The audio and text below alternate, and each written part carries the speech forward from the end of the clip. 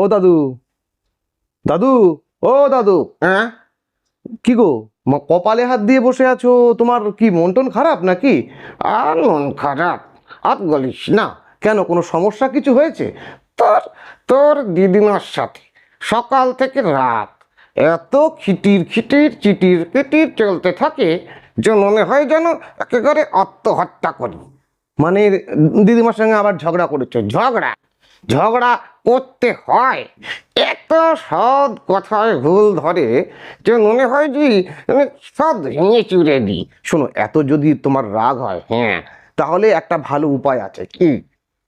এই যে তোমার দিদিমার উপরে রাগ হয় তোমার সঙ্গে ঝগড়া করে বলে, তো তুমি একটা কাজ করতে পারো।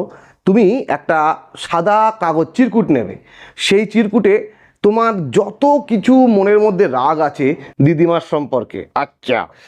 সেই সমস্ত রাগগুলো তুমি সেই চিরকুটের মধ্যে লিখবে। এমনকি চাইলে দিদিমাকে দু চারটে গালাগালও দিতে পারো। হ্যাঁ। হ্যাঁ, দিতে পারো। আচ্ছা। আর সমস্ত কিছু লিখবে। তারপর আমাদের বাড়ির 3 তলায় চলে যাবে, গিয়ে সেখান থেকে ছুঁড়ে একদম ব্যালকনি থেকে নিচে ফেলে দেবে। দেখবে তোমার মনের মধ্যে অনেক শান্তি পাওয়া যাবে।